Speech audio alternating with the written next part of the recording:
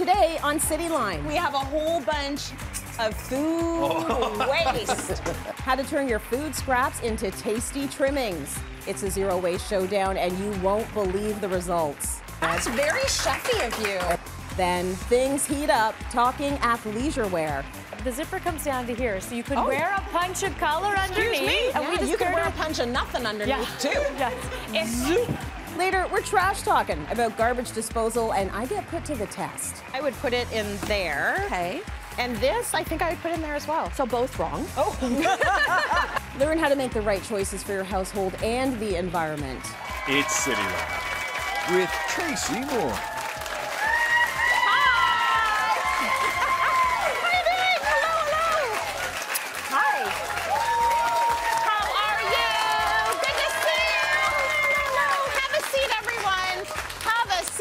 Cityline, so good to see you. Welcome. We have made it to the middle of the week and we have so much in store for you today. We are kicking things off in the kitchen for a zero waste showdown with our chefs, Jason, Parsons, and Nick Liu. Hey, chefs. So this challenge is all about minimizing waste in the kitchen, and you both are going to be using mostly food scraps to come up with a delicious recipe. We know we cannot be wasting food right now for the environment, for your wallet.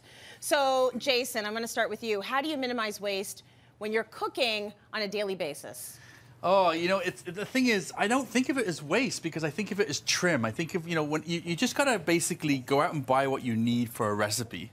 Yeah. And when you do that recipe, put the rest aside and then take a look at it, you know, because the thing is, there's a lot of things there that we don't realize. We're standing over top of a garbage and we just do peeling and whatever, but those peelings have flavor. Those, little gills from the mushrooms have flavor and things like that. You're cleaning beef and you got little tips there. You can make another meal. So, really stand back and look at what you've got, preserve it for the next day, or you've already inspired your recipe for the next day. There are so many things we've gotten so used to getting rid of, like the stalk of the broccoli, like the skin of the carrot. Yeah. You're saying if you wash that carrot, the skin is just like it's clean. You can use that for something. You can use the stalk of the broccoli, use it all. So you both are restaurateurs. So we learn from you because you are not trying to waste anything because that's bad economics. Absolutely. It's bad money. Yes. Yeah. So chef in the kitchen, do you find it hard to minimize waste in your kitchen? Well, it's something that you really got to get under control. Yes. Because anything that you throw in the garbage, right, is worth money. Yeah. So you got to be really creative in finding ways to take waste products and creating a dish, right, that you can sell and make a little bit more profit. Okay, so we're going to see just how creative you can get. Let's see what is under here. We have a whole bunch of food waste. Oh, delicious. Wow. No, but this is actually very realistic. If you could just maybe go through the tray there and tell us what we got. Let's see what we got here. What do we got? I can see some, obviously, stale bread. Yeah, toast that up. And it's funny, I was just talking about the tips, but when you're cutting your portioning of beef, so obviously the trim from that. Yeah. But I love this. We've got onion peelings, we've got broccoli stems. What do you got over there? You got some trout bones. It looks from the ribs. Some shrimp shells. Yeah. These are from the hair. Hair from the. These are How did that get in there? Wait a minute. Corn silk. Some corn silk. And cob. Oh, that sounds so much nicer. Pepper tops drive me crazy because everybody wants everything pretty. So you take a pepper and you cut the top and the bottom off, and it's like, oh, it's nice and pretty. So much. It's the same pepper. It's just the wrong shape, Yes, absolutely. So, okay, so a whole bunch of things here that make perfect sense, and we're all throwing it away, and we should not be. No. But when I see things like the trout bones, I'm like, come on, chef. What am I gonna do with the bones of the trout? Like, how is that not waste? Do you know, what would you do with that? I think I would take, like you got bones, right? You got trout, you got ribs, right? When I think ribs, I think barbecue, right? So I think what I would do with it is maybe, give it a little bit of a dusting, deep fry them till they're nice and crispy so they're like crackling, brush it with some barbecue sauce, and then grill it, right? And then try and figure out something with the corn, because I think, barbecue and corn kind of go really well. Well, that corn, you could totally, like, if you took some little wood chips and smoked that, You know, and corn, I mean, it's How do you smoke corn? What do you put it on the barbecue? Yeah, you just take some little wood chips, put them in a little tin foil, put them on the barbecue, put your corn on there, close it, and you get smoke, right? You know? Yeah. But that would turn into an amazing sauce or a soup because there's a lot of starch in there. So it thickens it, right? Okay. Yeah. I look at the shrimp shells and I think that those are the annoying things I want out of my mouth as quickly as possible. What are you using them for as a chef? That's money right there, right? That's money? Am I throwing money in the compost? Any lobster bisque, shrimp chowder, anything you've had is made from the shells, not from the actual shrimp or the lobster, because the lobster, they make it like muddy and dirt. That's the flavor right there. That's gold in a kitchen. Yeah. Talk to me about the meat. So I think a lot of us are used to having like the best cut of the meat, and then we're getting rid of stuff that we shouldn't be getting rid of. How can we be better about our meat, either our portions or what we're doing with it? Well, I think portions are a big thing, you know, because I think we tend to pile everything on our plate, and then next thing you know, we don't eat it all, you know, and it's a waste, right? Whereas it's better if we portion things out, especially, you know, you buy a whole beef tenderloin and you portion that down, your cost, it's expensive to buy that, but if you buy individual steaks all the time and then add it up, it's going to cost way more, like double, if not more, right? Yeah. And the nice thing about taking a whole tenderloin is you portion that up, all that trim becomes a stir fry, or grind it up, make burgers, meatballs, whatever you want. And that's not just, you know, fish, you know, and things like that as well. Like anything, buy it whole. Now, I live with someone who's sort of like the human trash compactor, and that's my husband.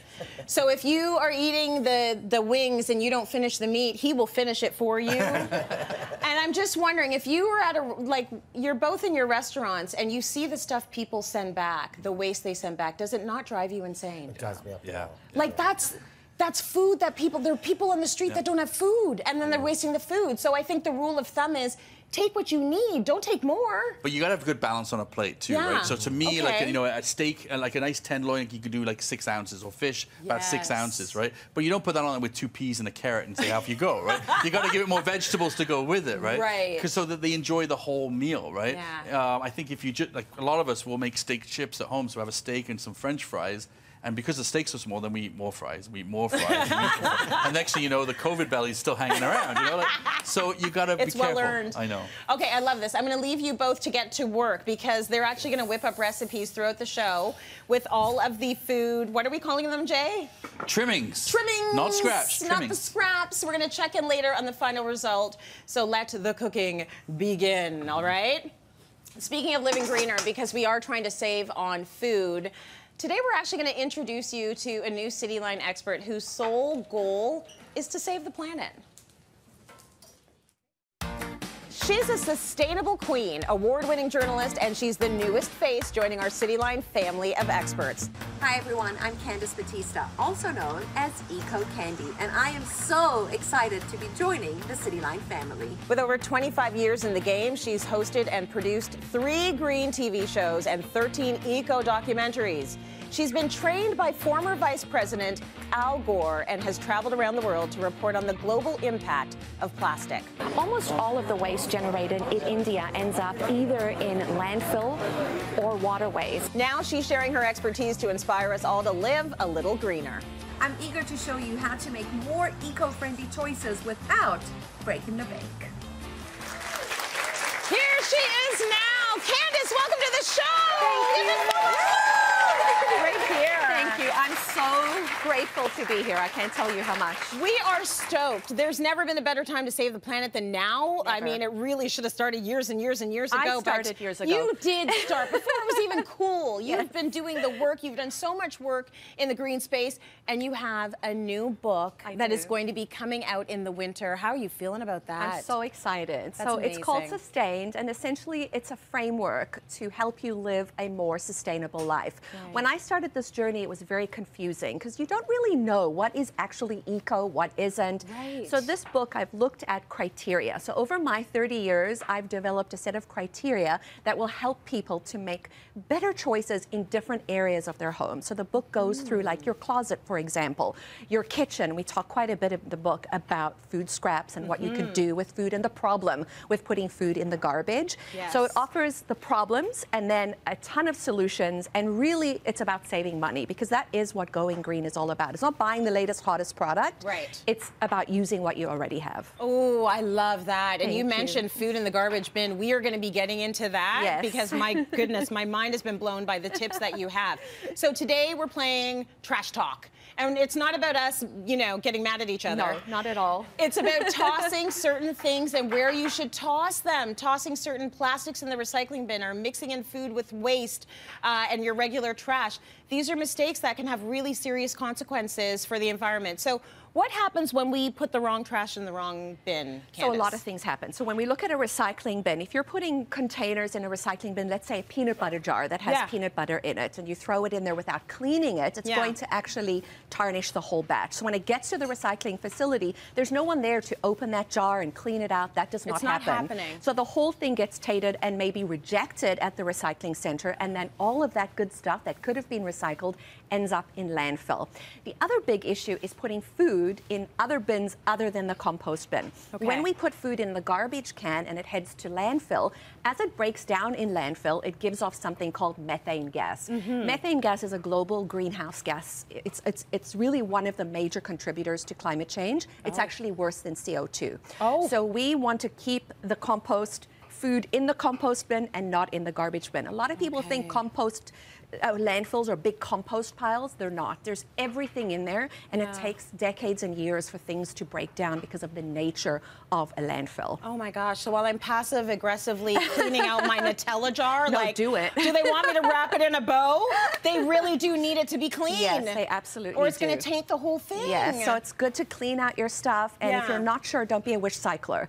A wish cycler is when you're standing in front of the bin and you're like, oh, I wish that the person on the other side is going to figure out what to do this when it gets there. That does not happen. It doesn't work. The whole thing goes in the garbage. And then the whole thing is in the landfill. Oh my goodness. Okay, so let's play a game. Yes. You're going to test me. We've got 3 bins here. We've got a garbage bin, a recycling bin, a compost bin, and a whole bunch of different items. And you're going to quiz me to see where we're supposed to throw these bins. Yes, so we're going to start with the pizza box. Do you know which bin this goes into? Well, first of all, where's the pizza? I know, seriously. I mean, I'm feeling a little peckish. Same. I feel like since there's no food on it, I'm putting it in the recycling. So it's kind of a trick question. You got part of it right. So if a pizza box, any cardboard, is soiled, you actually want to rip it up. Oh. The soiled part goes into your compost bin. What? And the the dry part goes into the recycling bin. So when you put this in here, no, this is a mistake. That's tainting the whole thing. That's tainting the whole thing. So this compost bin, you'd cut it up, put it into your compost, and if you have a backyard compost, even better. But yes, if it's unsoiled, it goes into the recycling bin. So you have to actually take the extra moment and split those two things up. Okay, fair enough. What else you got? Next, batteries. I want to see if you get this one right, because most people don't get this right. So which one do you think this goes into? These I usually bring to this building. Yay! There's a battery collection depot at this Rogers building, and that's where I drop these off. So I collect them. That's right. Depots, like drop-off centers, yes. These are considered household hazardous waste. So you can't put these in any bins. Okay. The same thing with paint, the same thing with toxic chemicals. Yes. Lots of municipalities and towns have community drop-off days. Yes. So if you just go to your local municipality or town's website, they'll have that information on there. Your laptops, your tech, all of that stuff. There's a place to put it, and it's not your garbage bin. Exactly. Next up, used paper towel. Well, who used it? Nobody. It's just a prop for Okay, thank goodness. I'm throwing it in the garbage. So, yes and no. Okay. So, if you've used that to clean up a food spill, so let's say oil, for example, or whatever you're doing in the kitchen, it can go in the compost bin. Oh. If you're using it to clean with cleaning products, we prefer that you don't put it in here because compost breaks down into soil. So, we don't want all of those chemicals from cleaning products breaking down into the food that we will eventually eat. That's right. So, if you've used it to clean your home, I hope you don't, because let's use cloths. You know, paper towel is responsible for deforestation in many parts of the world. So if we can mitigate the amount of paper towel that we use, it's better. But if you've cleaned it in your home, it goes in there. What if it's natural cleaning products? What if it's vinegar and lemons? Then you're okay. Goes compost. in there. Okay. Compost. All right, what do you got next? Next up is these biodegradable and compostable bags and coffee cups. Where do these go? And typically we spend a lot more money on these because we want to be environmentally friendly. Right? So pick the bin. Let's see. Is she going to get it right? I don't know. Okay, so this, if it's like this, I would put it in there. Okay. And this, I think I would put in there as well. So both wrong. Oh. So unfortunately, these both go in the garbage, unfortunately. Hold and the on reason one being, second. Yeah, I'm going to explain. Yep. 100% bamboo, renewable and sustainable? Yes, so that is true, okay? Bamboo is a renewable and sustainable plant, for sure. Okay. The problem is most facilities that pick up waste don't have the infrastructure in place to break those things down. Oh. A compostable item means that when it goes into a compost bin, it needs a certain temperature and a certain amount of time to break down, one. Two, with biodegradable items, everything in nature degrades, okay? Breaks down. With biodegradable items, you need to have microorganisms present. So the problem is with compost, it's really good because at the end of that, we get rich soil, right? Yeah. But with biodegradable items, we don't know what the end result of that product will be. So you're saying, should we be buying biodegradable stuff? No, don't buy any of it. So it's not really worth it. No, most places, and it's a controversial subject because a lot of stores sell these things and they think, oh, you can recycle them in your local bin. You can't. The City of Toronto doesn't take them. Oh my gosh. Okay, so very quickly. I don't even know why you have hangers here because I would never throw these out. I need hangers so badly. Do people? Are you throwing these out? People do. Yes, they do. They break. They're so flimsy. I think this is going to have to be in the garbage. You're I right. guess. Unfortunately, you're right. Yeah. Can you send them to my house? Don't throw them out. And don't throw them out. Try to buy good ones that last the test of time that you can pass down and keep passing down. And clothing, where do you think? I don't think these should go in any of them. Good job. No, so never it's ever. Like thrift. Correct. You know, swap, donate, sell, swap. Donate, There's reuse. somebody needs your clothes, Exactly. right? Never put those in the recycling bin. We cannot recycle clothes in Canada. Okay, Candace, such good information. Thank you. Sad but helpful. I know, right? Very good. Let's go to break. We have more coming up. Wow. Coming up, comfy, cozy, and chic. We've got some great athleisure looks. Be functional, and it can actually be practical and work for us and look really, really good.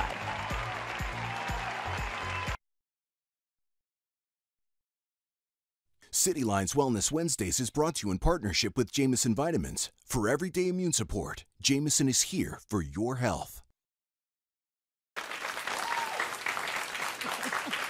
Welcome back. Are you heading out of town and you have no idea what to wear? We have got you covered. Here with chic athleisure looks for your weekend away, Janice Meredith.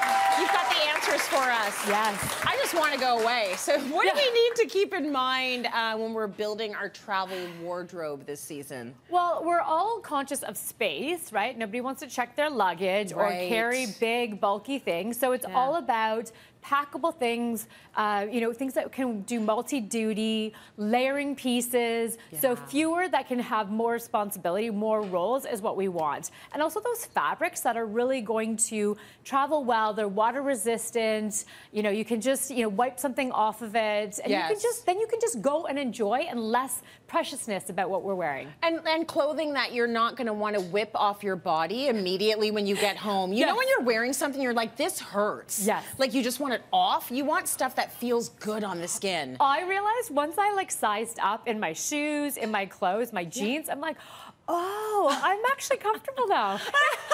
This is what it feels like to breathe in pants. I just didn't know. Oh my gosh, amazing. Look at that. Okay, so you've got a roundup of looks for us, and we're going to start with en route. We're going away. So Alexis has this outfit that you might want to wear to travel anywhere. Yeah. Train, plane. Planes, trains, and automobiles. Yeah. All of the above. Yes. So we want, you know, we want to look chic. We want to look put together. Yes. But yeah, it has to still actually work. And that's what's happening now with fashion. It can be functional, and it can actually be practical and work for us. And look really, really good. Yeah. And also be environmental. So I actually went to Athleta, which is a B Corp certified, which everyone needs to look into. It just means it's really, really super conscious about their impact, their giving back, the environment, all of it. So we're going to start with this weightless, featherless down coat. So it's a whole collection that they have. No emails about wearing white, because this is washable, machine wash and dry.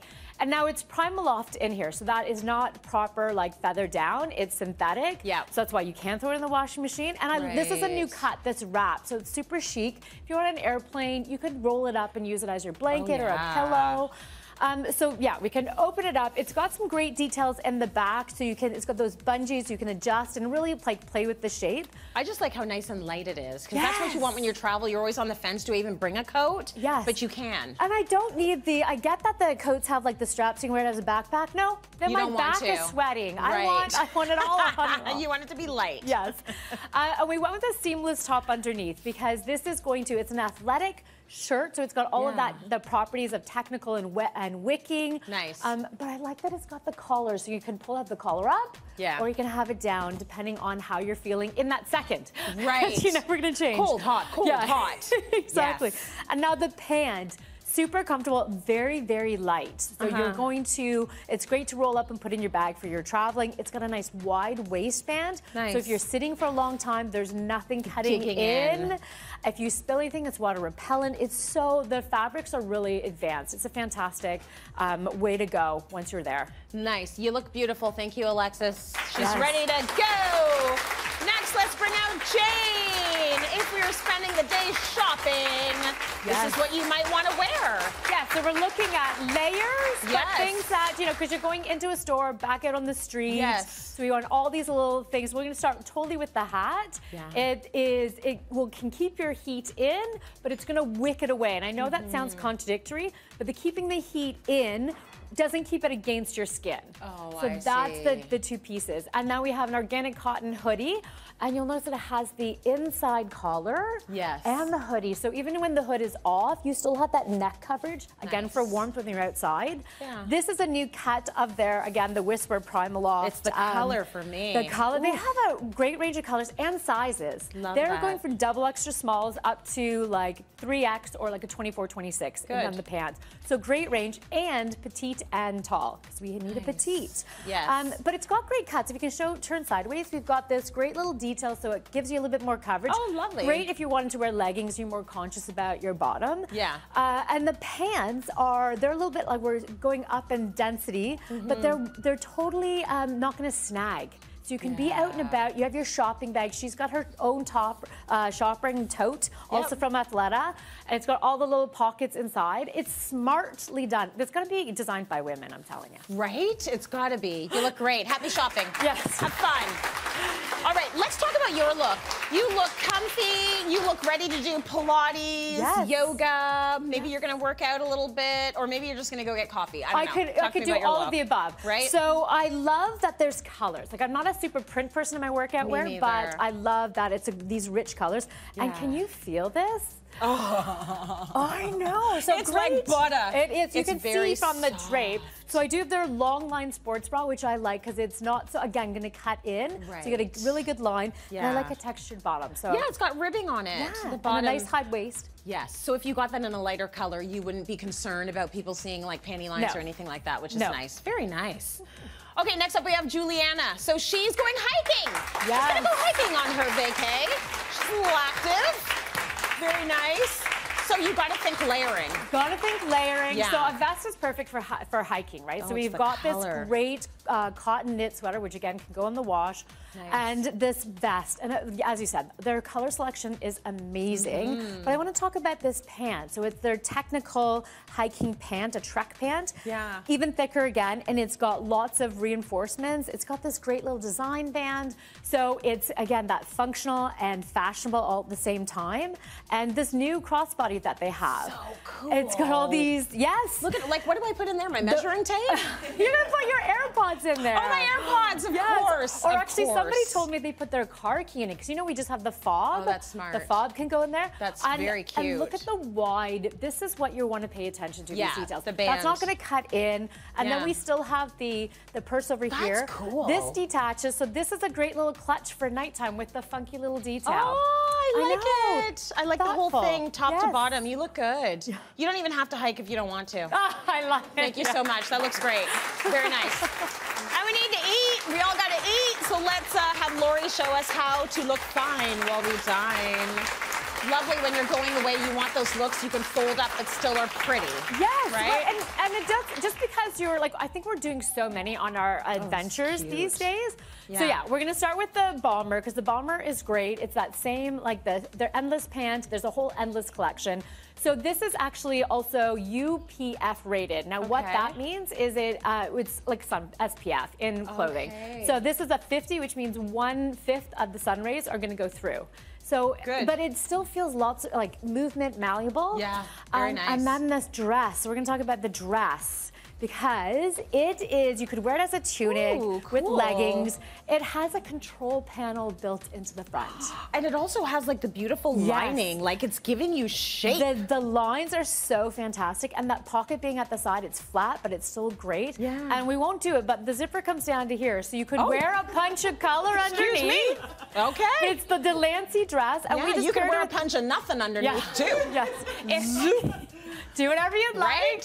Yeah, no, it's fantastic. I think this is going to be such a popular piece. Yes. And we paired it with a cute little sock and booty for dinner. Oh my gosh, it's so good. Thank you, Janice. Thank you, Lori. You look great. If you're loving these looks, you can scan the QR code on your screen right now to shop the show. For now, we're headed to break. Stay with us, everyone. So it's not like Coming up, curling is a sport for everyone. And even though I've never tried, some people are just naturals. So just go for it. Oh! So try to get a good grip here. Oh, nice shot.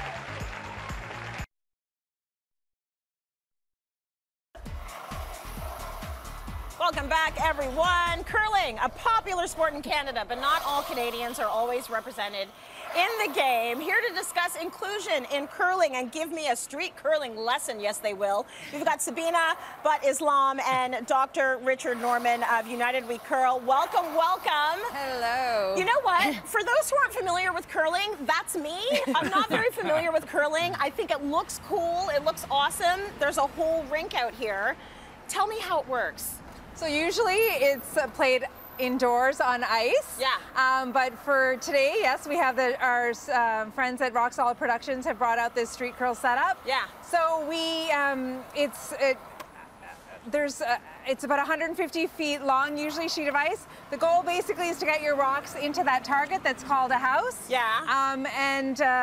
So do you want to give it a try? I want to try. Okay. Janice, I'm going to drag you into this as well. All right. Just, can you move those closer to me? Is that how it works? Just, yes. So you're just stretch. Sliding so just go it out for it. Yeah. Oh. So try to get a good grip here. Oh, nice shot. And then they're sweeping. Yes. What does the sweeping do?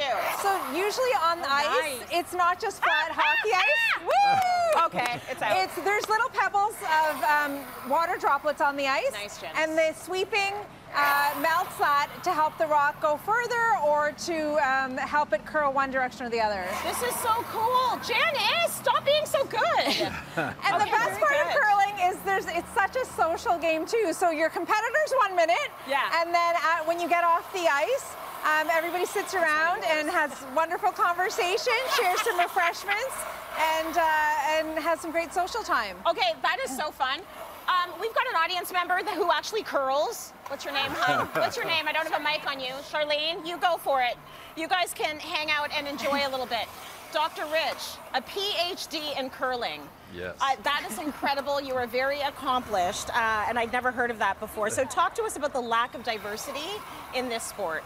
Yeah, I think universally, sometimes it's a challenge for racialized or marginalized people to come into spaces where they don't see themselves, where they not necessarily are represented very well. So one of the things that we're trying to accomplish at United We Curl is to work with organizations to make them safer and more welcoming, and where people can feel like they're accepted and that they belong. And so we do that by not only looking at diversity, but tackling a whole wide range of social issues. And sport is this great place where we can use it as a mechanism to help transform the world. And that's our motto. I do see sports as a bit of a microcosm of how society works. And my kids, I've got 2 hockey kids, and when they walk into the arena, they're starting to see more people who reflect them. But it can be very intimidating to be a part of a sport where you don't see yourself reflected. So I'm happy we're doing this. What is United We Curl doing to change the narrative, Sabina? So we are super excited right now that we are, we've been selected. Let's switch positions. Oh, sorry. You come over here. No, it's not your fault. Yes. We are part of the Rogers Sports and Media All In initiative. Yes. So there's a campaign right now created by a wonderful team at Rogers, and it's airing right now, and it is bringing awareness to just the things that Rich was talking about in terms of seeing yourself in curling. Representation is so important. Yeah. And just having that feeling that you can be included, you are welcome into these spaces. Right.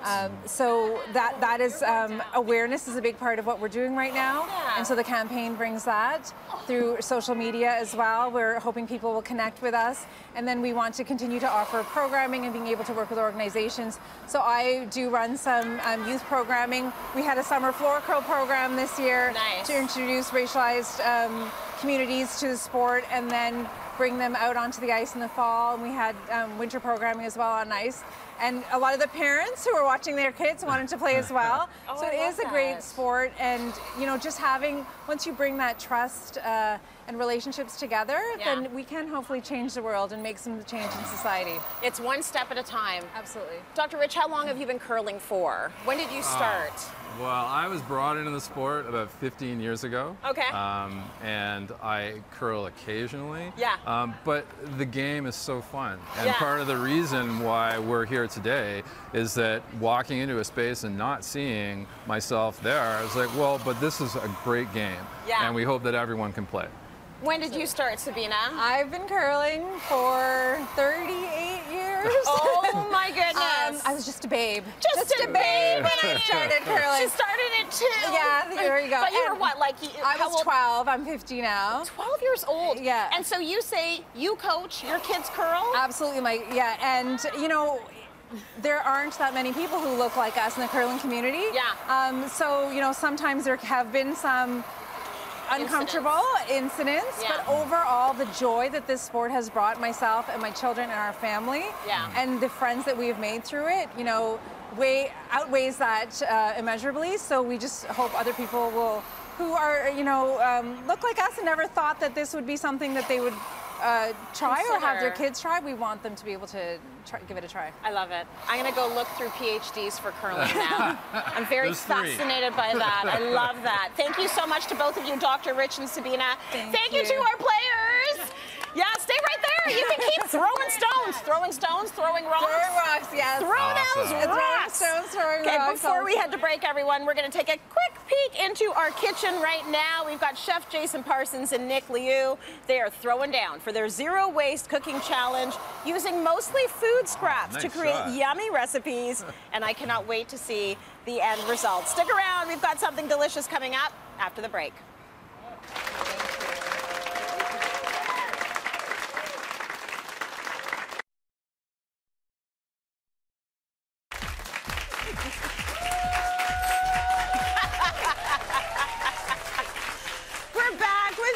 Jason, ooh, they've been through it. They had a challenge today, and now they're going to reveal their final dishes made with mostly leftover food trimmings or scraps. You know what I mean? Yes. Okay, so Jay, we're going to start with you. Well, what did you make from the food, the leftover food that we gave you, and what recipe did you come up with? Well, this is my favorite part because I literally took, I love it all, but the onion skins, there was ginger trimmings on there, like the shavings, there was garlic skins. I took the garlic and the onion and I blowtorched it. I charred it. Oh. Yeah. Now, if you don't have it, you can put it in the broiler, but careful you don't burn the house down. Yeah.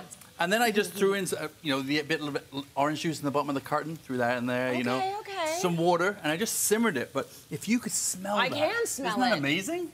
Flavor. But then I don't want to just do a broth, so I took that, strained it. Yeah. Pureed it with some trusty old little peanuts. Okay. And made myself a little peanut sauce. Look at this. Isn't this amazing? You made a peanut sauce. Very nice and creative. It looks like a mouse ate that bread. Like, what? Were you guys snacking on the bread? I'm getting to the bread. I've been snacking on his peanuts. Right? So then I took all the trim. So I took the broccoli stems and I chopped them up. Yep. I took the pepper tops that I wanted to use up, so I chopped those up. We had mushroom stems, which people always forget about, so chop those up. Okay. I did throw in a little bit of bok choy because it needs a little bit of love, you know. Yeah, but even the carrot in here, and it just did this nice stir fry.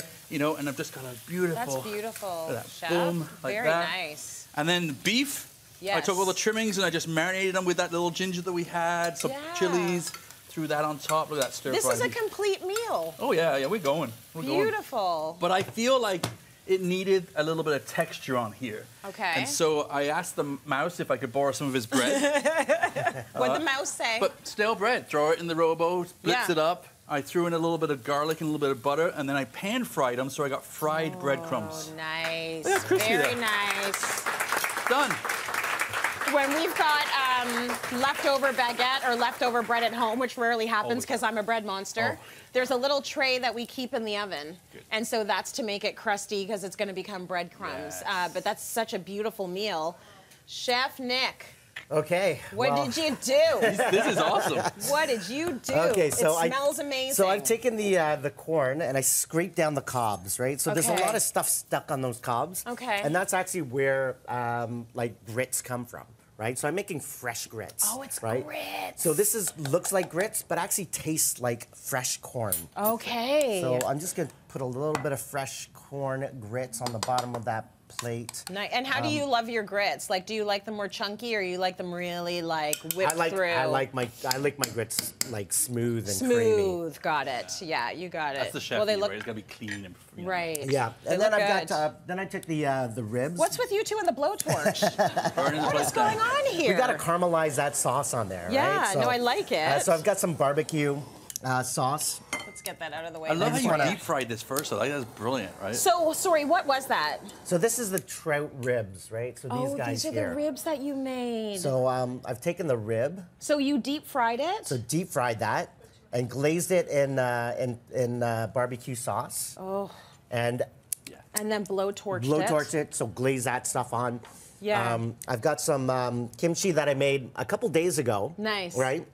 So at the restaurant, we have a bin, and all of our scrap veg goes in there, and we make kimchi. Right? So we have tons of kimchi, and none of our veg goes to waste. Awesome. I love that. Awesome. That is so good. You got to be economical So about I've taken it. all the scraps here, julienned it really fine, right? Nice. We're gonna put that on there. I made some of the kimchi into a dressing, and I dressed that with it. Lovely. I took the silks, deep fried hair, just a little joking, hair, the silks. deep fried it, right? Made a Oh little, my gosh, you little deep garnish. fried the hair! Yeah. I mean, the silks! And That's then, very chefy of you. and then with the corn cobs and the shrimp and the leftover chili scraps, I made a little bit of a sauce here. Holy moly. And this is something I feel that you can serve at a fine dining restaurant. Yes. And instead of like throwing it away, right, charge some good money for that. That's amazing. Charge $25 for that. A minimum. Yeah. Minimum. That is incredible. Okay, so give us some advice. Yeah. If we're at home and we're thinking, okay, maybe I can't exactly do these, what should I be doing daily to make sure that the food is not being wasted? Just little tips. Well, everything that you like, all of these scraps, right, can be put into a stock, right? So at the very least. At the very least. So have a Ziploc bag, right, where you can throw all your veg scraps in, right? Zip it up, right? Throw it in your crisper drawer, and when you have enough, right, make a stock. Do something with it. Do something very with it. Very good. Yeah. You both did incredible. Love the recipes, and we learn a lot from you. So thank you, chefs. We're headed to break. Stay with us. We got more coming up. Well done. I love this. This is so cool. Coming up, our experts share the best and worst advice they've ever gotten. Best advice I got was the day that you don't want to go to the job that you're at, don't.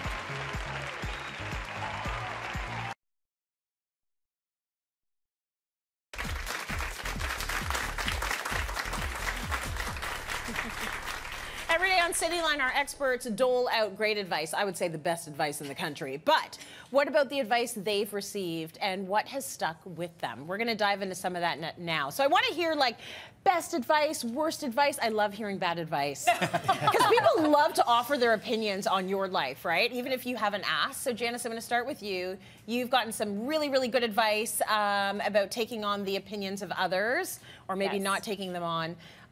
Tell me about that. Well, yeah, just so that it's further than being that we want everyone to like us. We're letting go of that. We know that that's not going to happen. No. Having everybody as a friend, but you know, people don't know our life story, so we can't try and predetermine or give everything so that and make them judge us in the best possible way. We have to let that go. Whatever their opinion of you is going to be from that snippet or from whatever's happened in their day earlier, you have to let it go. You can't control it. Yeah. We can only control the controllables, which is right here. Yeah, my advice is what people think about me is actually none of my business. Oh, yes. It's none of my business. That one's good. Because it isn't. It has nothing to do with how I think about me or my close people. We all have our close people, and they know us as a multidimensional person. Yes. Some people don't know me as a multidimensional person, so they're going to have ideas of who I am, and they're just not true. Yes. Right? Okay, so was that good or bad? That was good. So what's the bad? The bad is when I got divorced, that people said I was pregnant with twins and had 2 other kids, and they're all, actually not something, a lot of people said, you'll be okay, you're pretty. Oh, I was like, oh my God. Well, that's helpful. Oh my God. You're fine. You're so pretty. Yeah. You're going to have a great old life. Yeah. You're like, I don't know if that's really helpful right now. I'm just going to stay away from you. Right? Yeah.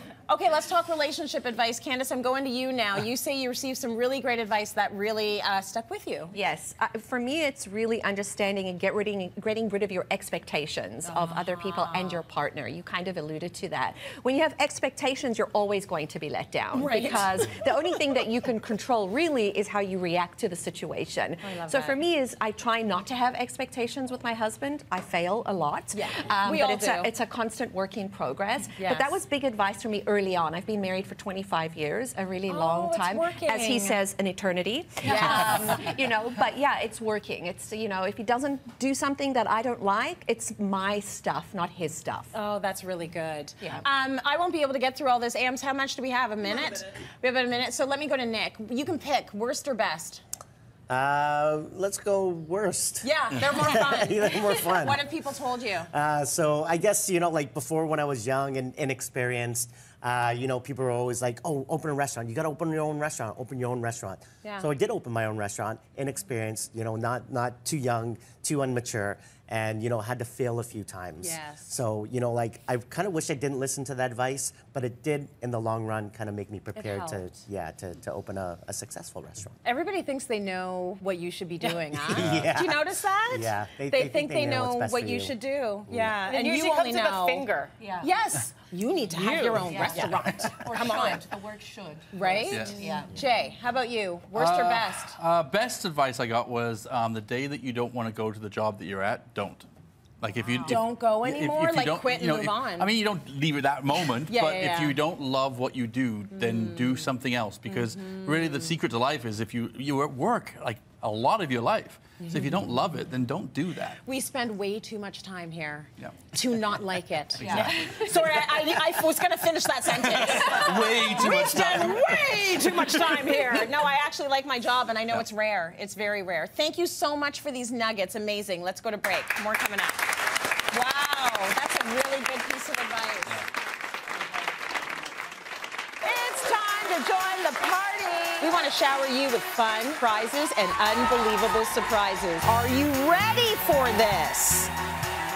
Head to cityline.tv/tickets and see the show you love come to life.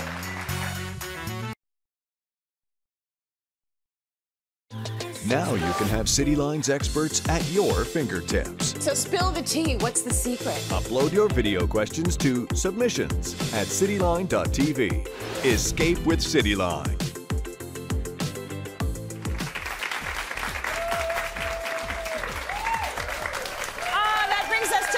Show. I love that I get to learn something new every single time, like how I can deep fry and blowtorch my trout bones. Thank you to all of you. Thank you, Chef Jason, Chef Nick. Thank you, Candice. Thank you, Janice, for joining us. Thanks, all of you. You're so fun.